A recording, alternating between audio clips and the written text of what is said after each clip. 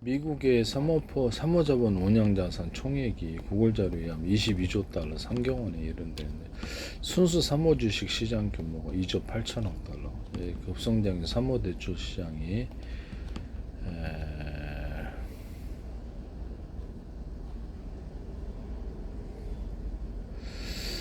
글로벌 전체 2조 3천억 달러 중에 70% 1조 6천억 달러 이상 미국에 집중돼 있다. 이렇게 이른다.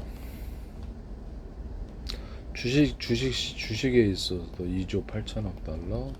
이들이 국채에도 투자하고 있다는 소리겠네요. 나머지 같은 경우 국채밖에 더 있겠습니까? 규모가.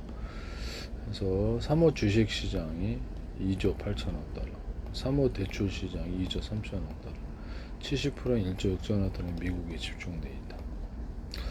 미국 상장 기업 수가 20년간 절반으로 줄어든 반면 왜 그럴까요? 좀 무역이 좀 안 돼서 그런 거군요. 사모 시장은 35배 성장했다. 미국 전체 주식시장의 사모시장이 차지하는 비중이 2000년 1%, 최근 8% 수준으로 확대되었다. 시장을 흔들 수도 있는 세력인데요. 대형 운용사 중심 블랙스톤, KKR, 칼라일, 거대 글로벌 사모펀드 운용사들이 미국 시장을 주도하고 있다.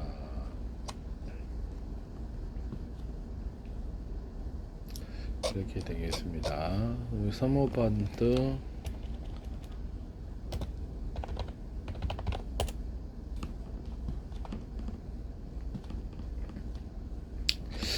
또 다른 데는 최근 공식 보고 기준 24조 3천억 달러 3천조 원의 사모펀드 시장의 총 자산 가치에 대해서 이렇게 헤지펀드, 전통 PE, 그다음에 부동산 벤처 캐피탈을 모두 포함한 규모. 그래서 2019년 달 대비해서 61% 증가했다. 전체 펀드 수는 5612개, 양적 확장이 지속되고 있다. 사모 주식 펀드가 여기서 또 다른 자료에 의하면 30.5%, 순수 PE 자산 가치는 7조 4천억 달러 수준이다. 그럼 엄청난 주식을 보유하고 있는 건데요. 부동산 및 기타 펀드가 19.1%, 사모 주식으로 해서 30.5%를 보유하고 헤지펀드가 50.40%는 이들이 어디로 들어갈까요? 그렇죠. 이렇게 원자재 시장 들어가는 거예요. 이것이 지금 미국 전 세계 원자재 시장 변동성의 원인인데요. 사모펀드가 너무 커진 이유는 뭐 때문에 그러죠? 2019년 말 15조 달러서 총 자산 가치가 2024년에는 24조 3조 달러로 61% 증가했다. 라고 나와 있습니다. 이렇게 결국에는 사모펀드들이 지금 주식시장을 밀어올리거나 원자재시장을 밀어올리는 이런 부분이다 라는 것이죠. 왜 이렇게 늘어났을까요? 그래서 이 비중이 헤지펀드가 50.4%, PE펀드가 30.5%, 주식시장, 부동산 펀드가 4.4%, 증권화 자산펀드가 4.2%, VC펀드가 1.6%, 유동성 펀드 1.6%. 헤지펀드하고 주식 이것이 80% 거의 81%를 차지하고 있는데요. 사모펀드가 보유한 파생상품의 대부분은 헤지펀드가 보유하고 있다. 그래서 미국이 뱅크런이 일어나게 됐을 때 이 부분이 이제 문제가 될 수 있는 부분인데요. 헤지펀드가 보유한 파생상품 규모는 빌려서 투자하는 사람들도 있을 수 있으니까. 헤지펀드 보유 파생상품 시장 규모가 2024년 3분기 말 기준 19.5조 달러 이렇게 나와 있습니다. 그래서 2019년 이후 53% 6.7조 달러가 증가했다. 헤지펀드 순자산가치 대비 파생상품 비율이 308%에 362.3% 확대되었다. 이렇게 되었습니다.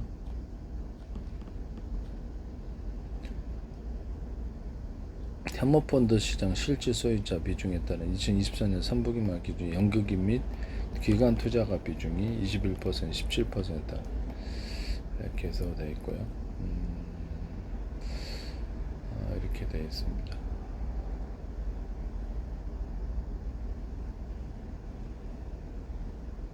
미국 사모펀드 시장 급성장. 그래서 대형 헤지펀드, 사모펀드 운용사의 파생상품 활용과 레버리지 확대가 금융 시스템 전체에 연쇄 충격을 초래할 수 있다. 그러면 이 부분에 대해서 미국 사모펀드가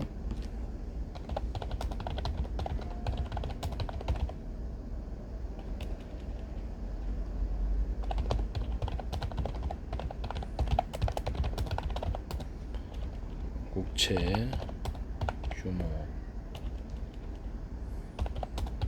미국 사모펀드 국채 규모를 보시면 이게 어느 정도 돼 있나. 그래서 미국 국채를 가장 활발하게 보유 거래하는 핵심 주는 헤지펀드랍니다. 헤지펀드가 50% 이상을 이렇게 자산을 차지하고 있는데요.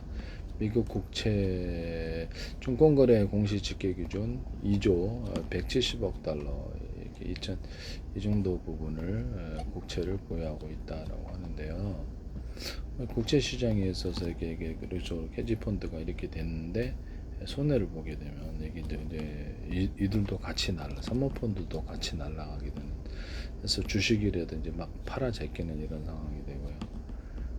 그렇죠. 환매 요청이 지금 갈수록 커지고 있잖아요. 그래서 국채도 그렇죠. 연준도 국채를 많이 보여야 되고 작살나고요. 미국의 대응은행도 작살나고 사모펀드 연기금도 다 작살납니다. 퇴직연금까지. 그다음에 영국과 일본까지도 다 작살나요. 한꺼번에 미국과 미국의 동맹들이 같이 붕괴되는 이런 연쇄 충격으로 가게 되죠. 그래서 미국 국채를 무너지도록 절대 방치해서는 안 되고 연준 자체로 해결할 수 없어요. 국가 통화로 전환해서 살려면 연준도 삽니다. 연준도 살고 민간은. 저는 연준이 파산할 걸로 생각합니다. 이렇게 되면은 지지칩니다. 연준이 감당할 수 있는 규모의 빚이 아니다. 미국 사모펀드 헤지펀드 국채 보유 현황은 2조 170억 달러라고 나와 있습니다. 23년 말에는 1조 6,120억 달러였는데 고금리 장기화 유동성 확보 전략을 따라서 1년 만에 25% 이들이 이제 보유하고 있는 국채를 던졌을 때가 문제죠. 헤지펀드들은 손실을 빌려서 할 수도 있고 손실을 볼 수가 없어요. 이렇게 되게 됐을 때 가장 먼저 던질 수 있는 헤지펀드 그렇죠. 그것이 바로 이 헤지펀드들인데요. 헤지펀드 보유 국채는 상당 부분 장기 투자 목적이 아니다. 그래서 이렇게 해서 빌려가지고 미국 국채 현물과 선물 간의 가격 차이를 노리고 빌려갖고 투자하는 베이시스 거래에 활용되고 있다. 그러면 여기 던진다는 거죠. 그렇게 됐을 때 미국의 금리가 엄청나게 변동이 일어날 수 있는 부분이 여기 있다 하겠습니다. 그래서 이 부분을 국채를 방치했을 때 미국은 전체가 다 거지가 되어버립니다. 모든 퇴직 연기금, 사모펀드, 미국의 대형은행들, 연준, 그다음에 영국과 일본까지도 금융이 같이 다 붕괴되어서 이거는 여기서 미국 내에서 자금이 빠지리라고. 유럽 쪽으로 갈 데가 없으니까 유럽 쪽 하거나 결국은 아시아 통화 쪽으로. 유럽도 전염되지 않겠습니까? 결국은 아시아 통화로 할 걸라고 생각합니다. 아시아 통화 쪽으로 완전히 바치는 이런 상하이가 아니라 홍콩에서 할 걸로 저는 생각합니다. 헤지펀드가 거의 대부분 국채 보유를 빌려서 투자하고 있다. 그럼 이것을 변동성이 커지게 되거나 급격하게 금리가 인상되면 던지는 현상이라는 게 이렇게 던지게 되면은 투자 손실이 확대가 되죠. 그렇게 되면 미국 대형은행이라든지 이런 그러죠. 일본도 같이 던지게 됩니다. 영국까지 보유하고 자기네 금융이 무너지니까 그렇습니다. 자기네 금융이 같이 던지게 돼서 미국이 파국으로 갈 가능성이 되게 높다. 헤지펀드들은 국채를 담보로 돈을 또다시 빌려서 또다시 국채를 산다. 수십 배를 빌려서 이것이 만약에 자기 계획대로 안 됐을 때 엄청난 손실이 일어나서 사모펀드 부실이 전 예상됩니다. 그래서 사모펀드들이 헤지펀드가 50% 넘게 사모펀드 부실이 곧바로 우리가 예상되어서 이들은 주식을 팔 걸로 생각합니다. 환매 요청이 심하기 때문에 주식을 마구 던질 가능성이 있습니다. 그래서 유럽 쪽도 미국의 어떤 기술주들, 반도체 중심의 기술주가 너무 이렇게 튤립 이렇게 투기처럼 이렇게 버블이 형성이 됐다고 나와 있습니다. 그래서 그걸 대비를 하고 있는 것인가 생각이 드네요. 연준이 지금 연준과 해외 중앙은행들이 미국채를 갖다가 이렇게 팔고 비중을 축소한 대신 미국 가계 및 민간 사모펀드 진영이 흡수하며 국채 수급을 지탱하고 있다. 이거는 매우 안 좋아요. 민간 부분까지 다 파산하니까. 그렇죠. 그 기관 투자가들, 전 세계 중앙은행이라도 기관 투자가들은 안 사고 있단 말이에요. 미국채에 대해서 붕괴될 것을 대비를 하고 있는 거죠. 그리고 정보가 어둡거나 이런 사람들은 미국 가계 및 민간 사모펀드 진영이 흡수를 하는데 그것도 빌려서 지금 국채를 하기 때문에 헤지펀드들이 자기 계획대로 안 됐을 때 막 던져버린다는 거죠.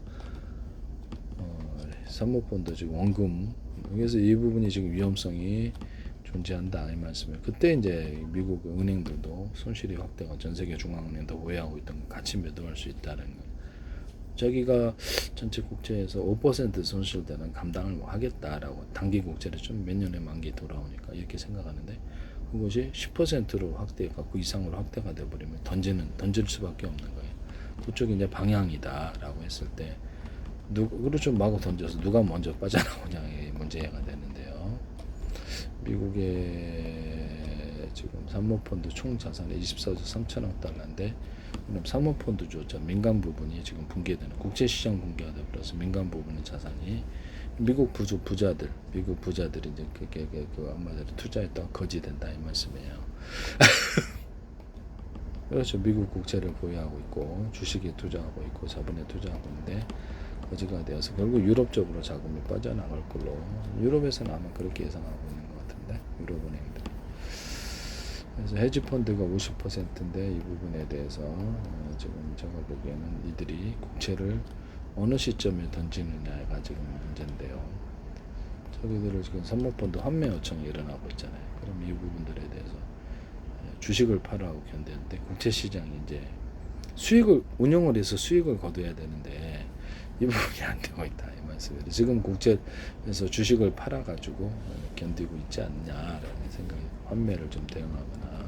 근데 이 환매 요청이 날이 갈수록 커지거나 했을 때가 문제인데 헤지 유형별 비중 헤지 펀드가 전체 총 펀드 수 50.4%, 사모 주식 펀드가 30.5% 주식에 투자하는 그런 데가 그래서 그 자산 순수 피 자산 가치가 7조 즉 4천억 달러. 그러면 미국 주시장의 붕괴가 만약에 미국 전체에서 이렇게 빠져나게 될 때 자금이 충격이 상당하고 이들도 손실이 확대가 되어서 이게 이제 문제가 그냥 커진다 이 말씀이에요. 네네. 그러면 민간 은행들이 미국의 대형 은행들이 지금 이게 빌려준 게 있을까? 레버리지니까 헤지펀드들에게 빌려줬을 것으로 생각을 하는데. 근데 이들이 유동성이 엄청나게 부족하게 돼 금융 붕괴 저는 예상합니다. 미국 대형 은행들이 헤지펀드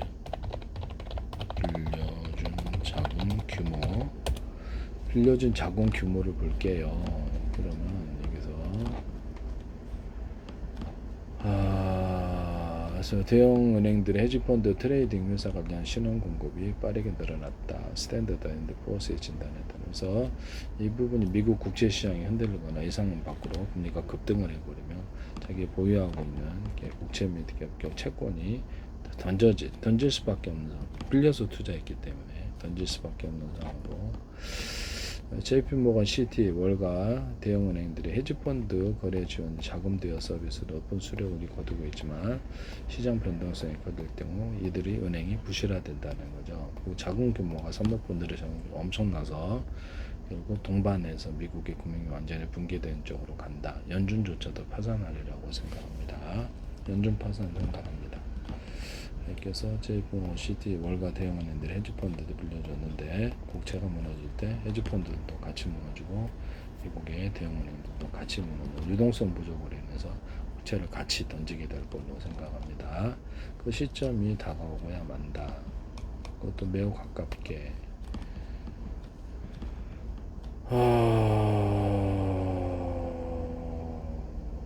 그러면 미국 헤지펀드들이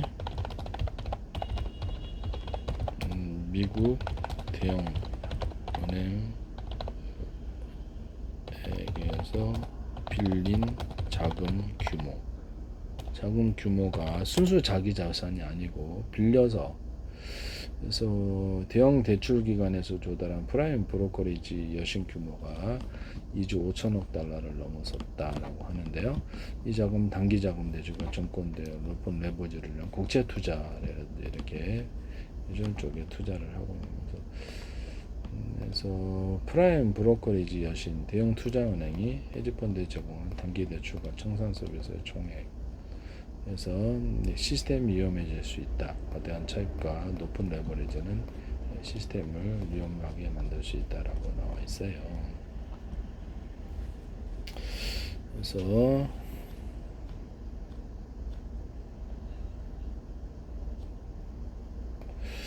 운용 자산이 은행의 2배라는데요. 그래서 신용대출 시장이 커졌는데 이 부분도 지금 사모펀드가 부실화될 수 있는 위험이 존재해서 대형은행 헤지펀드 위험 노출 증가 스탠다드 포어스가 예상하고 있습니다. 그래서 금융 시스템이 상호 연결되어 있게 대형은행들이 이에 대해서 위험에 노출된다라고 나와 있습니다. 그래서 헤지펀드들이 2조 5천억 달러를 지금 빌려가지고 투자를 했는데 이 부분이 국제 선물 시장에서 현물 가격과 선물 가격의 차이를 기반으로 수익을 추구하는 베이시스 트레이드가 이제 자기 예상대로 안 되거나 미국 국채가 금리가 갑작스럽게 급등했을 때 이들은 마구 던져버리게 되고 빌려서 했으니까 빌려서 했으니까 이게 청산됩니다.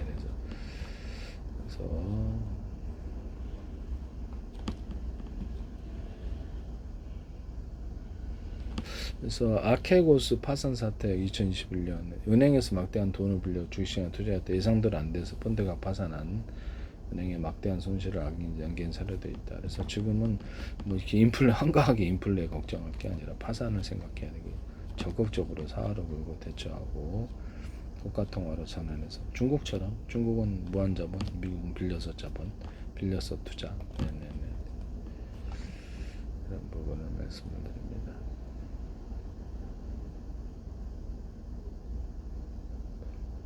그래서 은행들의 어떤 이렇게 헤지펀드에도 돈 빌려준 것이 직접적으로 위험에 노출될 거다. 그래서 결국에 유동성 부족과 더불어 금융위기가 발생하거나 미국 국채까지도 많이 보유를 은행들이 하고 있어서 여기서 뱅크런이 일어난다라고 말씀을 드립니다.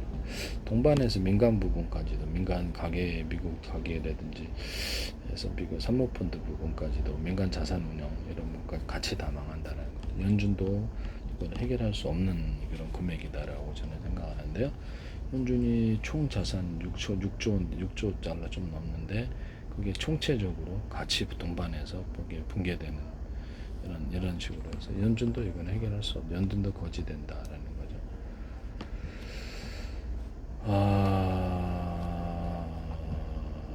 이런 부분을 연준도 거지된다.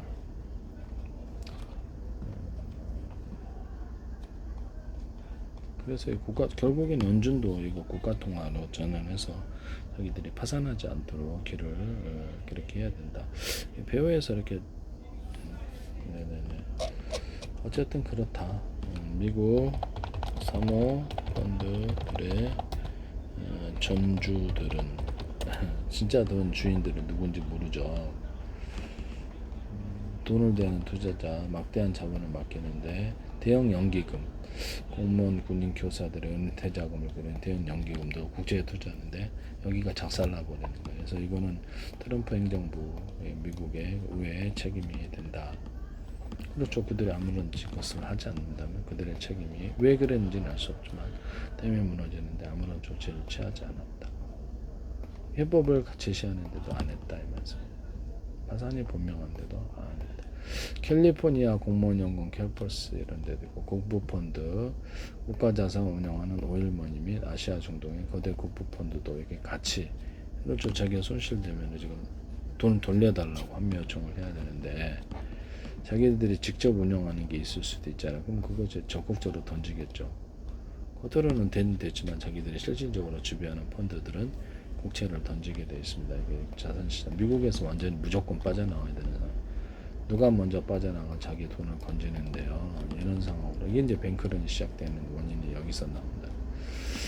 그다음에 대학기금, 하버드 예일 천문학자금 전립금, 미국 명민대 기금도 작살나고, 보험사 및 은행, 안정적인 장기 수익을 누리는 글로벌 금융회사, 대형 보험사도 같이 거치됩니다.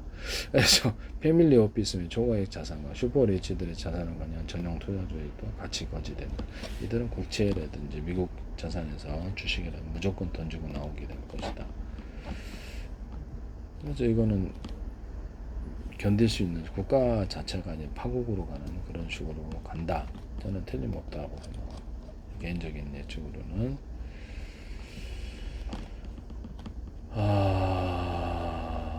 이런 부분을 말씀을 드리고요. 그래서 미국의 사모펀드들이 자금이 이제 고갈 상태로 들어가게 될 거고, 대형은행도 빌려줬기 때문에 자금 고갈 상태로 들어갈 거다. 그래서 이제